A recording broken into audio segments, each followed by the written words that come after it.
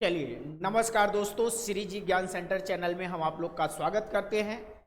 जैसा कि आप लोग को पता है कि आज हम लोग हिंदी का समास टॉपिक लेके आए हैं और समास टॉपिक जो हिंदी का है वो बेहद इम्पॉर्टेंट टॉपिक है। ज़रा ध्यान से देखेंगे, हिंदी में अगर हम लोग बात करें तो जो हमारा टॉपिक है वो समास टॉपिक है और समास टॉपिक से एक दो क्वेश्चन जरूर पूछा जाता है, आप अच्छी तरह से जानते हैं। मैं आपको बता दूं कि समास का ऐसा बेहतरीन ट्रिक आपको मैं बताऊंगा कि समास का एक भी क्वेश्चन आपका गलत नहीं होगा, दो क्वेश्चन आपके पक्के हो जाएंगे और एक ही वीडियो में मैं पूरा समास खत्म कर दूंगा। क्लियर है ना? आइए हम लोग समास की बात करें। सबसे पहले आप लोग को पता होना चाहिए कि समास का विलोम क्या होता है, विग्रह होता है। क्या होता है? समास का क्या होता है? विलोम, विग्रह होता है। और समास की परिभाषा क्या है? किसी भी दो शब्दों के मेल को, यानी किसी भी दो शब्दों को आपस में मिला दिया जाए तो क्या बन जाता है? बताइए, समास बन जाता है। और अगर पूछा जाए कि समास का विलोम क्या होगा तो विग्रह होगा, लेकिन ये सब प्रश्न पेपर में नहीं पूछा जाता है। क्लियर है ना? समास का अगर देखा जाए तो दो शब्दों के मेल को, यानी दो शब्दों के मेल को क्या कहते हैं? अगर हमने कहा कि दो शब्दों के मेल को क्या कहते हैं भैया बताओ? हमने कहा दो शब्दों के मेल को समास कहते हैं। और इसका विलोम क्या होगा? आपको पता है कि इसका विलोम होता है विग्रह। क्या होता है? विग्रह। ये आप अच्छी तरह से जानते हैं। ये पेपर में अगर पूछा जाता है तो आपको नॉर्मल जानकारी होना चाहिए कि समास क्या होता है। बताइए, दो शब्दों के मेल को क्या कहते हैं? समास कहते हैं। और इसका विलोम क्या होता है? विग्रह कहते हैं। क्लियर है? क्या इतनी बात क्लियर हो गई? क्या इतनी बात क्लियर हो गई? अब हम लोग आगे मेन पॉइंट पर बात करेंगे। मेन पॉइंट पर हम लोग क्या बात करने वाले हैं कि समास के प्रकार की बात करेंगे। किसकी बात करेंगे? समास के प्रकार की बात करेंगे। प्यारे बच्चों, किसकी बात करेंगे? समास के प्रकार। समास के कुल 6 प्रकार हैं। कितने प्रकार? 6 प्रकार। और समास के इन 6 प्रकार को अगर आप अच्छे तरीके से पढ़ लेते हैं तो आपका एक भी क्वेश्चन गलत नहीं होगा। आप बिल्कुल तैयार हो जाइए, अब मैं ट्रिक के साथ पूरा पढ़ाऊंगा। क्लियर है ना? चलो भैया, तो समास के प्रकार में 6 समास कौन कौन से? पहला है द्वंद्व समास, दूसरा है द्विगु समास, तीसरा है कर्मधारय, चौथा है अव्ययी भाव समास, पांचवा है तत्पुरुष समास और छठवां क्या है? बताइए, बहुब्रीहि समास। क्लियर है ना? इन 6 समास से आपसे क्वेश्चन बनता है, यानी आपके सामने उदाहरण दे देगा और पूछेगा कि इसमें कौन सा समास है। क्लियर है ना? उदाहरण दे देगा और पूछेगा कौन सा समास है। तो आप लोग एक एक समास का ट्रिक समझ जाइए कि अगर कोई भी उदाहरण आप लोग के सामने आता है तो आप आसानी से, अगर ट्रिक आपको क्लियर रहेगा तो तुरंत पकड़ के बता दोगे कि द्वंद्व है कि कौन सा समास है। क्लियर ना? तो आइए हम लोग बात करेंगे। सबसे पहला समास स्टार्ट करते हैं। पहले समास की अगर बात करें तो प्यारे बच्चों, पहले समास की अगर हम लोग बात करें तो पहला समास हमारे सामने आता है कौन सा? द्वंद्व समास। पहला समास हमारा क्या आता है? द्वंद्व समास। अब हम लोग द्वंद्व समास की बात करें तो याद रखना कि द्वंद्व समास, द्वंद्व मतलब द्वंद्व, द्वंद्व क्या होता है? युद्ध होता है। द्वंद्व मतलब क्या होता है? युद्ध होता है। याद रखना, एक मैं ट्रिक टाइप कर दे रहा हूं। द्वंद्व क्या होता है? द्वंद्व मतलब युद्ध, द्वंद्व युद्ध चल रहा है तो मतलब दोनों तरफ का पक्ष आपस में एक बराबरी का होगा तभी तो युद्ध होगा। बताइए, दोनों पक्ष का युद्ध क्या होगा? बराबरी का होता है। यानी कहने का मतलब आपका उत्तर पद और प्रथम पद, कहने का मतलब इसमें दोनों पद की प्रधानता होती है। क्लियर है ना? पूर्व पद, इसमें ध्यान से देखेंगे हमारे पास पूर्व पद और प्लस क्या है? उत्तर पद। क्लियर है ना? उत्तर पद। क्लियर है ना? पूर्व पद और उत्तर पद दोनों क्या होते हैं? प्रधान होते हैं। इस बात का ख्याल रहे। क्लियर है ना? पहला पॉइंट आपको याद कर लेना है कि इसमें दोनों पद प्रधान होते हैं। क्वेश्चन पेपर में पूछा जाता है कि बताइए किस समास में दोनों पद प्रधान होते हैं, तो आपको बताना है द्वंद्व समास में दोनों पद प्रधान होते हैं, यानी पूर्व पद और उत्तर पद दोनों पद क्या होते हैं? समान होते हैं। क्या इतनी बात क्लियर होते हैं? दोनों पद क्या होते हैं? प्रधान होते हैं। क्लियर है ना? तो आपका क्वेश्चन देखो, एक पहला तैयार हो गया। क्या तैयार हो गया? कि कौन सा ऐसा समास है जिनके दोनों पद प्रधान होते हैं? उत्तर और आपके पूर्व पद, उत्तर पद और पूर्व पद दोनों प्रधान होते हैं, वह कौन सा समास है? वो आपका आंसर आएगा द्वंद्व समास। कैसे याद होगा? द्वंद्व, द्वंद्व मतलब होता है युद्ध, यानी दोनों तरफ के आदमी क्या होते हैं? आपस में बराबरी के होते हैं। क्लियर है ना? यानी दोनों तरफ की प्रधानता बराबरी की होती है। ये आपका पहला ट्रिक हो गया। चलो, आपका पहला ट्रिक पहचानेंगे कैसे? याद रखना, इसमें दोनों पद में, याद रखना इसमें दोनों पद में क्या आता है? योजक चिन्ह लगा होता है। क्या लगा होता है भैया? योजक चिन्ह लगा होता है। ध्यान से सुनिएगा ट्रिक जो मैं बता रहा हूं, दोनों पद में योजक चिन्ह होता है, योजक चिन्ह होता है, क्लियर है ना। दोनों पद में कौन सा चिन्ह होता है? योजक चिन्ह होता है, इस बात का ध्यान रहे, क्लियर है ना। दोनों पद में क्या होता है कि आपका योजक चिन्ह होगा, क्लियर है ना। जैसे एग्जाम्पल अगर मैंने दिया, एग्जाम्पल ऐसे दे दिया राम, और यहाँ पे योजक चिन्ह लगा के लिख दिया, क्या बताइए? सीता, राम और सीता, क्लियर है ना। ये योजक चिन्ह रहता है। पहला पॉइंट क्लियर है, पहला पॉइंट क्लियर है, पहला पॉइंट क्लियर हो गया आप लोग का। दूसरा पॉइंट आपका ये होगा, दूसरा पॉइंट क्या होगा कि दोनों शब्द एक दूसरे के विलोम होंगे, बहुत ध्यान से याद रखिएगा। इसका दूसरा शब्द क्या होगा कि दोनों शब्द एक दूसरे के क्या होंगे भैया? विलोम होंगे, क्लियर है ना। दोनों शब्द, बहुत इंपॉर्टेंट फैक्ट मैं बता रहा हूं, दोनों शब्द एक दूसरे के विलोम होंगे, एक दूसरे के क्या होंगे? दूसरे के विलोम होंगे भैया, बहुत ध्यान से याद रखना, ये बहुत इंपॉर्टेंट फैक्ट है, ये बहुत इंपॉर्टेंट फैक्ट है जो मैंने बताया है। दोनों शब्द एक दूसरे के विलोम होंगे। जैसे लिखा है राम, राम का विलोम हो जाएगा सीता। जैसे लिखा है पे माता, क्या लिखा है पे? माता, और योजक चिन्ह लगा के क्या लिखा जाएगा यहाँ पे? पिता लिखा जाएगा, क्लियर है। तो माता का विलोम क्या हो जाएगा? पिता हो जाएगा। जैसे यहाँ पे मैंने लिखा रात, रात योजक चिन्ह लगा के यहाँ पर क्या होगा? दिन होगा, क्लियर है ना। जैसे मैंने यहाँ पे लिखा सुबह, क्या लिखा भैया? जैसे यहाँ लिखा मैंने सुबह, तो यहाँ क्या हो जाएगा बताइए? यहाँ शाम हो जाएगा। क्या इतनी बात क्लियर है? तो ध्यान रखना कि दोनों शब्द एक दूसरे के विलोम होंगे, इस बात का याद रखना है, क्लियर है ना। दोनों शब्द एक दूसरे के विलोम होंगे, ये आपका दूसरा ट्रिक था। और तीसरा ट्रिक इसका इंपॉर्टेंट क्या फैक्ट है? इसका तीसरा ट्रिक है कि दोनों के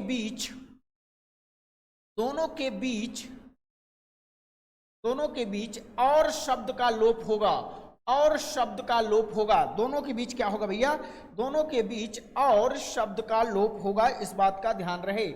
और शब्द का लोप होगा, लोप होगा, इस बात का ध्यान रहे, क्लियर है ना। ये आपके तीनों ट्रिक आपको याद रखना है, यानी द्वंद्व समास में आपको 3 ट्रिक तैयार करके रखना है। चलो, द्वंद्व समास में तीनों ट्रिक आपके सामने मैं एक बार दोबारा लिख रहा हूं, और इसके बाद द्वंद्व समास की कहानी खत्म हो जाएगी। द्वंद्व समास का कोई भी क्वेश्चन आपसे पूछा जाएगा तो आपका क्वेश्चन गलत नहीं होना चाहिए, क्लियर है ना। द्वंद्व समास का कोई भी क्वेश्चन पूछा जाए तो आपका गलत नहीं होना चाहिए। इसमें 3 ट्रिक तैयार रखेंगे। पहला, आपका दोनों शब्द के बीच क्या हो जाएगा? योजक होगा, याद रखना, पहला योजक चिन्ह होगा, यही है योजक चिन्ह। और दूसरा पॉइंट, दोनों के बीच में और शब्द का लोप होगा। और तीसरा पॉइंट आपको याद रखना है कि एक दूसरे के विलोम होंगे, दोनों वर्ड एक दूसरे के विलोम होंगे। ये आपके तीनों पॉइंट आपको शॉर्ट टिक में तैयार रखना है, क्लियर है ना। अब देखिए ध्यान से, द्वंद्व समास पहचानने का जो सही तरीका है, ये आपको तीनों पॉइंट याद होना चाहिए कि आपका योजक चिन्ह होगा, या फिर और का लोप होगा, या फिर एक दूसरे के विलोम होंगे। ये सब कंफर्म है, योजक चिन्ह होगा और होगा, विलोम चिन्ह, विलोम तो होना अनिवार्य है, यानी दोनों शब्द एक दूसरे के विलोम होंगे तो कौन सा समास हो जाएगा? द्वंद्व समास। जैसे एग्जाम्पल अगर हमने द्वंद्व समास का देखा, तो जैसे मैंने कहा कि यहाँ पे हो जाएगा माता पिता, माता, और यहाँ पे लिख दिया मैंने पिता। अब ध्यान से देखना, यहाँ देखना, इसका मतलब है माता का विलोम क्या होगा? पिता होगा। और देखो बीच में योजक चिन्ह है, इसको और भी बोल सकते हैं, क्या बोल सकते हैं? माता और क्या बोल सकते हैं प्यारे बच्चों? माता और क्या बोल सकते हैं? पिता बोल सकते हैं, क्लियर है ना। अब देखो आप कंफ्यूज कहाँ होगे, अपना कंफ्यूजन खत्म करो। जैसे आपका कंफ्यूजन में ऐसे आ गया रात, रात क्या आ गया बच्चों? योजक चिन्ह लगा के दे दिया रात, रात। अब जिस बच्चे को ये नहीं पता है, सिर्फ इतना पता है कि योजक चिन्ह आना चाहिए, सिर्फ इतना पता है कि योजक चिन्ह आना चाहिए, तो बच्चा तो डिस्टर्ब हो जाएगा, वो तो योजक चिन्ह मार के तुरंत द्वंद्व समास मार देगा। लेकिन यहाँ पे देखो रात का विलोम यहाँ पे दिन होना चाहिए था, जबकि क्या है? रात, रात है और बीच में योजक चिन्ह लगा है, तो भैया ये द्वंद्व समास नहीं होगा। ये कौन सा समास होगा? अव्ययी भाव समास होगा। हम आगे चलकर आपको बताएंगे, क्लियर है ना। अव्ययी भाव समास जब पढ़ाएंगे तो आपको बताएंगे। इसमें इसकी सबसे बड़ी पहचान है, योजक चिन्ह के साथ साथ आपका विलोम शब्द होना चाहिए, क्लियर है। द्वंद्व समास क्लियर हो गया, द्वंद्व समास क्लियर हो गया, कोई दिक्कत है यहाँ पे? द्वंद्व समास सबका क्लियर हो गया। चलो भैया, द्वंद्व समास सबका क्लियर हो गया ना। चलो भाई, अब अगला पॉइंट आता है हमारा, दूसरा पॉइंट पे आता है हमारे पास। जब आपका द्वंद्व समास क्लियर हो गया प्यारे बच्चों, अब जब द्वंद्व क्लियर हो गया है तो कोई दिक्कत नहीं है। अब हम लोग द्वंद्व क्लियर हो गया है तो आइए अगले की बात करें। अगला हमारा समास आता है द्विगु समास। क्या आता है भैया? आपका सेकंड नंबर पे आता है हमारा, क्या आता है ये? द्विगु समास। कौन सा समास आता है? द्विगु समास। अच्छा, द्विगु समास तो बहुत ही आसान है। द्विगु समास बहुत ही आसान है। द्विगु समास में कोई दिक्कत नहीं है। इसमें पहला पद जो होता है वो संख्यावाची होता है।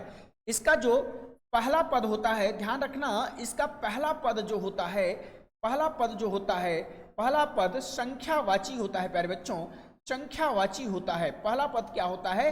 संख्यावाची होता है। क्लियर है ना? इसकी सबसे बड़ी पहचान है कि जिस भी शब्द का पहला शब्द संख्या से स्टार्ट होगा, जिस भी शब्द का पहला शब्द संख्या से स्टार्ट होगा, वह कैसा समास होगा? द्विगु समास होगा। यही सबसे बड़ी इसकी पहचान है। जैसे नवरत्न, एग्जाम्पल के तौर पे देखते जाइए। जैसे एक एग्जाम्पल होगा नवरत्न, क्या हो जाएगा भैया? इसका एग्जाम्पल होगा नवरत्न। क्लियर है ना? उसके बाद आपका होगा सप्तद्वीप, सप्तद्वीप हो जाएगा, सप्तद्वीप हो जाएगा। उसके बाद है त्रिभुवन हो जाएगा, त्रिभुवन हो जाएगा। उसके बाद हो जाएगा शतमंजिल हो जाएगा, शतमंजिल, शतमंजिल। क्लियर है ना? ये ध्यान रखना। जैसे इसमें देखो नवरत्न मतलब नवरत्न, क्लियर है ना? सप्तऋषि मतलब सप्तऋषि तो अलग है, 7 ऋषियों का समूह, और ये सप्तद्वीप मतलब 7 द्वीपों का समूह है। क्या है ये? 7 द्वीपों का समूह, ये नवरत्नों का समूह, ये त्रिभुवन 3 भवनों का समूह, और ये आपका सप्तमंजिल मतलब 7 मंजिलों का समूह है। तो देखिए इसका पहला जो अक्षर है वह संख्यावाची है, यानी संख्या से स्टार्ट है। तो यह कैसा समास है बताइए? आपका द्विगु समास है। क्या इतनी बात क्लियर हो गई? अब आइए आप लोग तीसरा बात करते हैं, कर्मधारय समास की बात करें। किसकी बात करें प्यारे बच्चों? अब हम लोग कर्मधारय समास की बात करेंगे। तीसरा हमारा आता है थर्ड नंबर पे। कौन सा समास है? कर्मधारय। क्या है? कर्मधारय, कर्मधारय समास। बहुत इंपॉर्टेंट है कर्मधारय समास प्यारे बच्चों, यहीं से बच्चों की गलतियां होती हैं। कर्मधारय ये याद रखना, जिसमें अच्छा एक चीज ध्यान से देखो कि सबसे पहले ध्यान से कर्मधारय समास में क्या है। कहता है कि इसका पूर्व पद विशेषण और उत्तर पद विशेष होता है। मतलब कहने का मतलब इसका जो पहला पद होता है, पहला पद जो होता है वो होता है विशेषण। क्या होता है प्यारे बच्चों? पहला पद जो होता है वो विशेषण होता है, विशेषण। इसका पहला पद विशेषण, और जो इसका उत्तर पद होता है, उत्तर पद जो होता है वो विशेष से होता है। क्या होता है? वो विशेष से होता है। ध्यान से सुनिएगा, विशेष से होता है। अब ध्यान से देखो, विशेषता बताने वाले समास को कर्मधारय, यानी कहने का मतलब ये बताओ। अब ध्यान से देखो, विशेषण, जिसकी विशेषता बताई जाए, जिसकी विशेषता बताई जाए उसको विशेष से कहा जाता है। ध्यान से सुनना, विशेषण और विशेष में आप लोग अंतर समझ लो पहले। विशेषण क्या है? जो विशेषता बताता है, किसी चीज का विशेषता बताना विशेषण कहलाता है। जैसे गाय है, तो गाय की अगर विशेषता बताना चाहोगे तो गाय गोरी है, काली है, कैसी है? तो गाय काली है, गाय काली है। तो काली शब्द जो आता है वो क्या है बताइए? वो विशेषण है। क्लियर है ना? लेकिन जो हमारा गाय है, गाय क्या है? विशेष से है। याद रखना, इसका पहला पद विशेषण होगा और उत्तर पद मतलब अगला पद जो होगा वो क्या होगा? विशेष होगा। वही आपका कर्मधारय समास कहलाता है। जैसे मैंने आपके सामने एग्जाम्पल दिया, एग्जाम्पल के तौर पे देख लो बच्चों, काली मिर्च, ये है काली मिर्च। क्या है बच्चों? काली मिर्च, काली मिर्च, काली मिर्च मतलब मिर्च कैसी है? काली है। क्लियर है ना? ये आपका विशेष है और ये क्या है? विशेषण है। तो आपका कैसी है काली मिर्च? कैसी है बताइए? जैसे नील कमल, नील कमल, कमल मतलब कमल के समान नीला है, वो आपके सामने दिया है। जैसे पीतांबर, चंद्रमुखी, मुख मतलब चंद्रमा के समान चंद्रमुखी। क्लियर है ना? तो आप लोग का कर्मधारय समास आपको क्लियर हो गया होगा कि कर्मधारय समास में अगर कोई भी शब्द अगर आता है, उसका पहला पद विशेषण है और अगला पद विशेष है, तो वह समास कैसा समास कहलाएगा?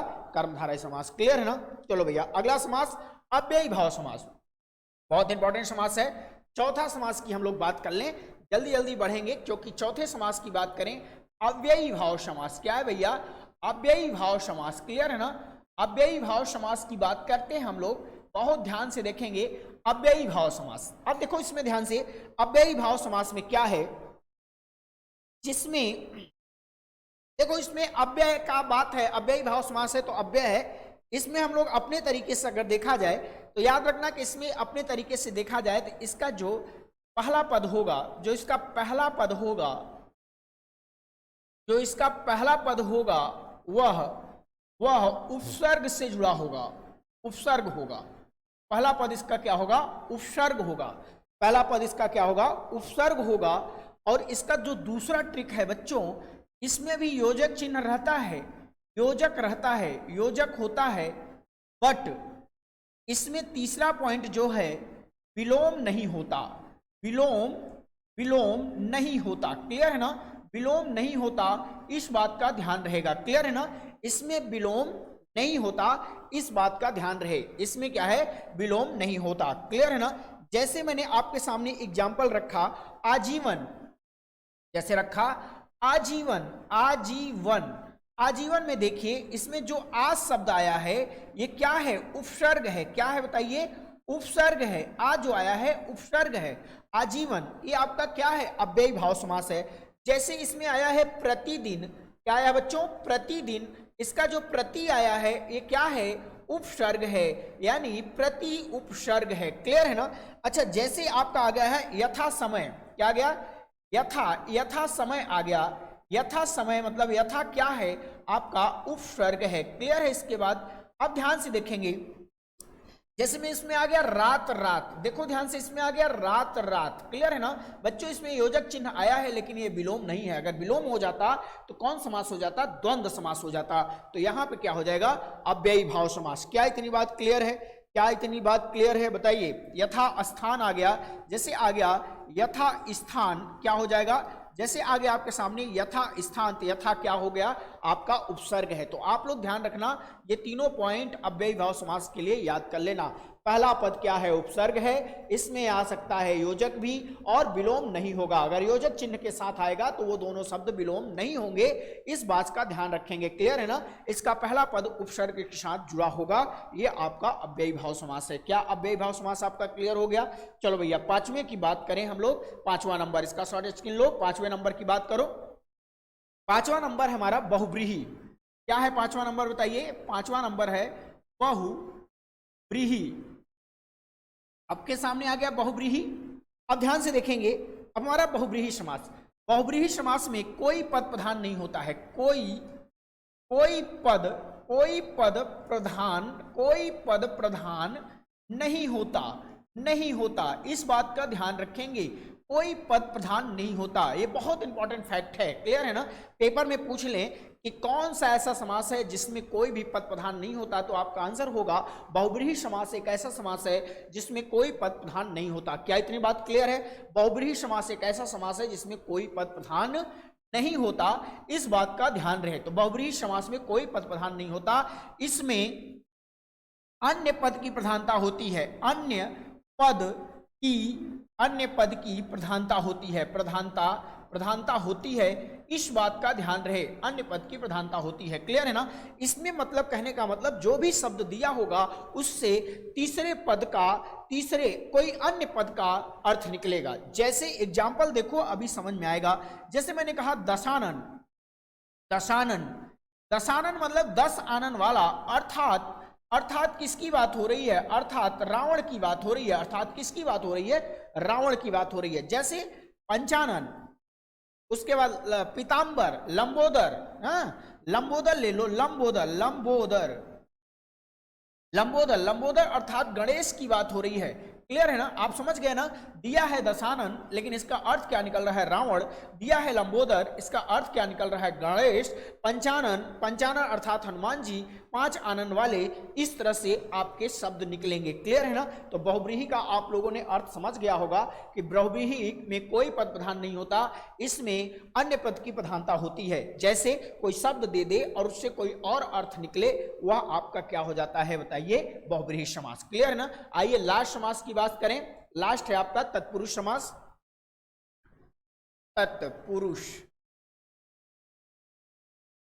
तत्पुरुष समास में याद रखना कि तत्पुरुष समास में दोनों पद के बीच कारक का लोप होगा। दोनों पदों के बीच कारक का लोप होगा, कारक का लोप होगा। क्लियर है ना? दोनों पदों के बीच किसका लोप होगा? प्यारे बच्चों, कारक का लोप होता है। कारक आपको पता है कि 8 होते हैं, कर्ता, कर्म, करण, संप्रदान, अपादान, संबंध, अधिकरण, ये सब कारक हैं। और इन्हीं सब कारक के वजह से कर्ता, जैसे मैंने कहा कि राजकुमार, राजकुमार, जैसे राजकुमार में कौन सा समास है, आपने कहा सर तत्पुरुष समास है। कैसे? राजा का कुमार, राजा का कुमार आया शब्द। जैसे आ गया, जैसे हमारे पास आ गया बैलगाड़ी, आ गया, क्या आ गया मेरे बच्चों बताइए, आप लोग ध्यान से देखेंगे। आ गया हमारे पास शब्द बैलगाड़ी, बैलगाड़ी। इसमें देखो बैलों की गाड़ी,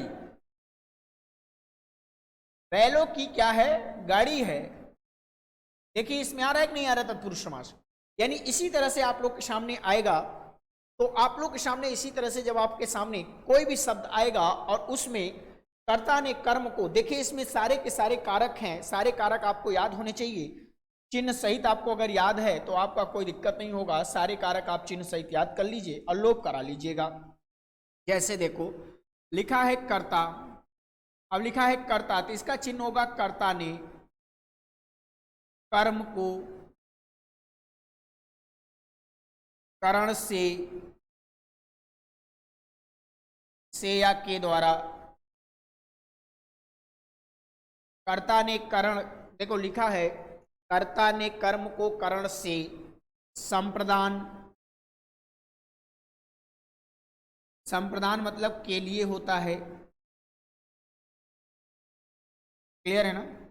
उसके बाद है अपादान, अपादान का मतलब होता है से, ये होता है अलगाव के रूप में, अलगाव ध्यान रखना है। और अधिकरण होता है, अधिकरण, अधिकरण होता है में, पय पर। संबंध होता है रा रे री, रा रे री सा से सी, बहुत सारी चीज हैं। तो ये आपको सारे के सारे लोप अगर याद हैं तो आपका कोई भी तत्पुरुष समास का क्वेश्चन गलत नहीं होगा। तो आशा करता हूं कि आपको ये सारे के सारे चीजें क्लियर हो गई होंगी। सारा समास का ट्रिक मैंने क्लियर करा दिया है, एक बार बहुत ध्यान से पूरा वीडियो देख लीजिए। इसी के साथ आज मैं इस क्लास को जो है अलविदा दूंगा और ये संपूर्ण समास मैंने क्लियर करा दिया। इसी तरह से हमारी अगली वीडियो आएगी कंप्लीट अलंकार, एक ही वीडियो में ऐसे कंप्लीट आपका वर्णमाला, इसी तरह से वाच्य, इसी तरह से क्रिया, सारे कंप्लीट कराएंगे। धन्यवाद, थैंक यू सो मच। और एक बार प्लीज इसको सब्सक्राइब करना ना भूलें, शेयर करें। धन्यवाद।